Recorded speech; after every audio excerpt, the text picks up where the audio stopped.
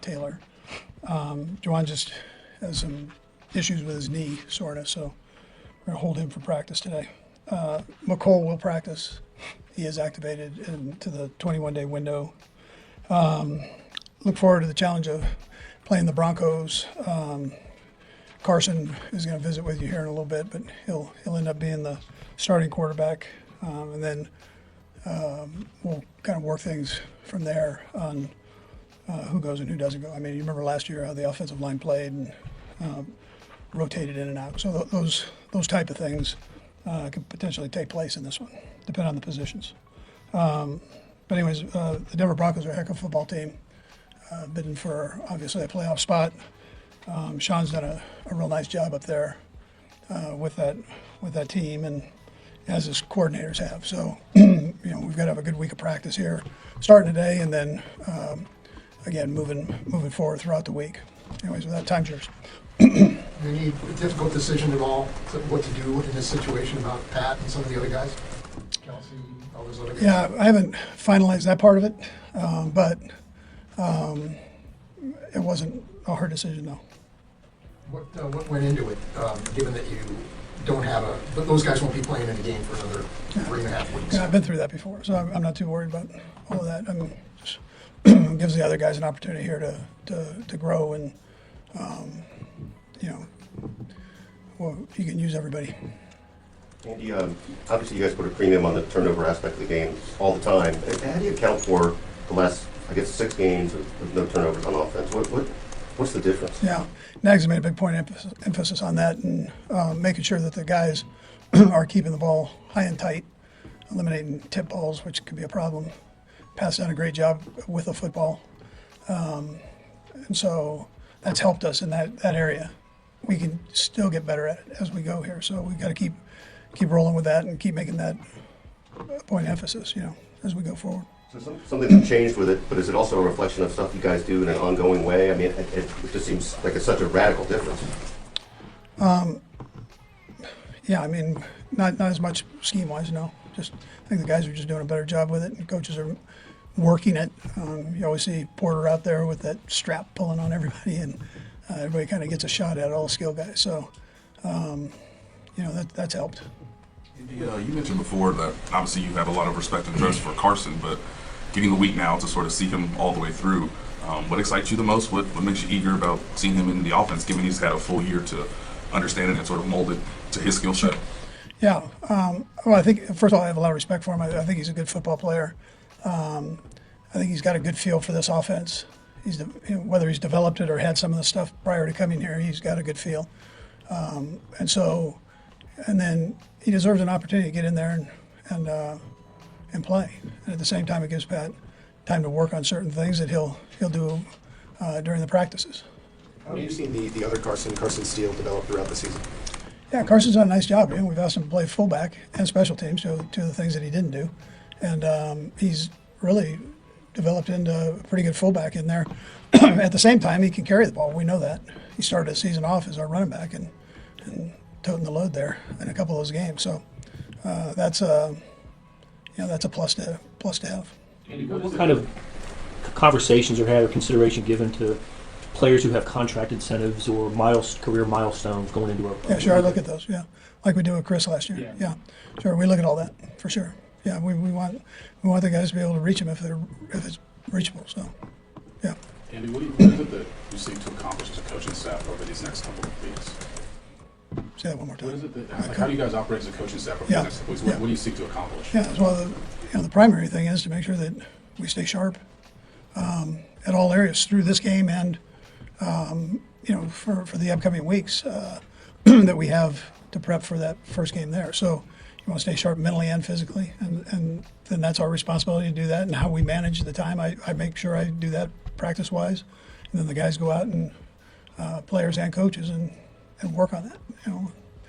Keeping themselves in the right timing, the right way. Yeah. Does the speed of practice change at all, given that you mentioned that the speed of the games increases to get to the playoffs? Yeah, it does a little bit. Yes. Yeah, I mean, you'd see that more next week. Yeah. And then just real quick on DJ Humphries, as you envision him playing left tackle on Sunday? Yeah, there's a chance. He's feeling. I just want to see how he does here, but in practice. Give me one more go round with him here and see how he's holding up. But he says he feels good, and we'll just see how the practices go. What about McCole? Would you expect him to play Sunday, or? Yeah, I wouldn't count on McCole playing. Yeah. We'll go last year, Matt, Nick, and then Nate. Go ahead, Matt. Coach, with Chris and that calf injury, how much of this was maybe he would be going this week if it was a game that you needed? Yeah, he's recovering from that. I wouldn't say either way on that, whether he play or not play, but I would tell you that, he's recovering from the calf injury. So that's the primary thing. The guys that are banged up, we're trying to get back where they feel okay. Andy, I know you guys are focused on Denver, but are there any coaches on staff you feel warrant potential interviews for head coaching jobs in the coming weeks? Yeah, I mean, you could take all of the coordinators there and put them right in that mix, for sure. I mean, both of them are the offensive, defensive guys are phenomenal. Tobe does a great job. I know the two names that normally come up are the offensive, defensive coordinator. So, but both of those two are warrant that, yeah, for sure.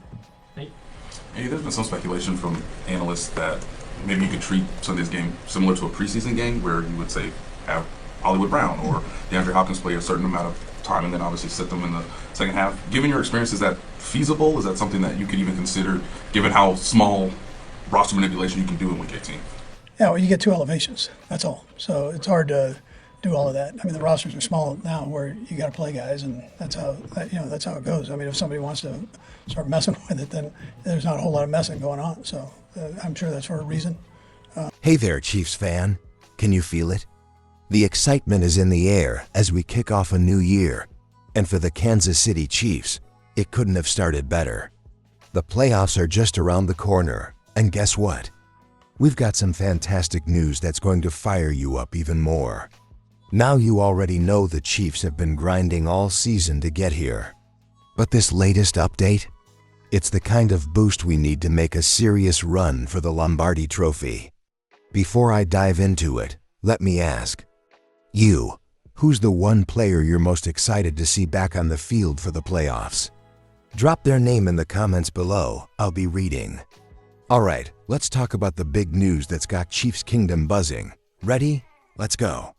Alright, here's the scoop. Cornerback Jaylen Watson is back at practice. That's right, one of our key defensive playmakers has officially started his 21-day practice window. This means the Chiefs have until January 24th to activate him from injured reserve. Just in. Time for the playoffs. How's that for timing? You probably remember Watson's injury back in Week 7 against the 4-9 Ers at tough break, literally as he suffered a fractured fibula. He's been out since Week 8, and let's be honest, his absence has been felt. But here's the good news. Watson's been working hard in rehab, and the progress he's made is nothing short of impressive. Even Coach Andy Reid chimed in earlier this week, saying there's a real chance Watson could suit up soon. Whether it's for the divisional round or even the FC Championship, his return could be a game changer for this defense. So here's a question for you. When do you think Watson will make his comeback? Will it be the divisional round, the FC Championship, or maybe even the Super Bowl? Cast your votes in the comments. I can't wait to see what you think. Speaking of Watson, let's take a closer look at his journey back to the field.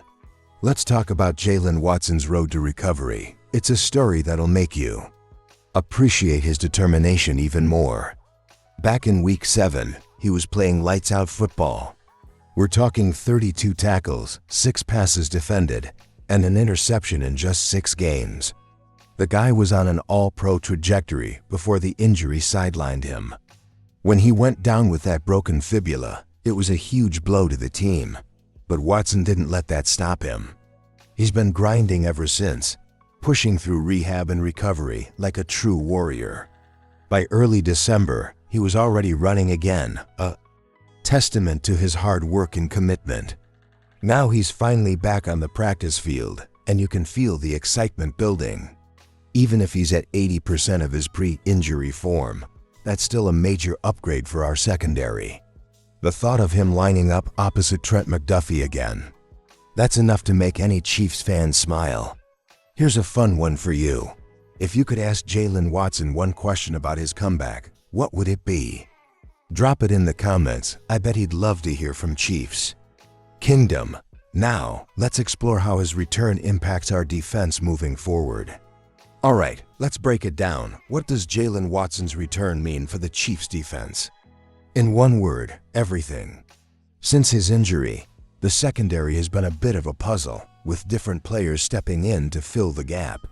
But let's face it, there's no substitute for Watson's skill set.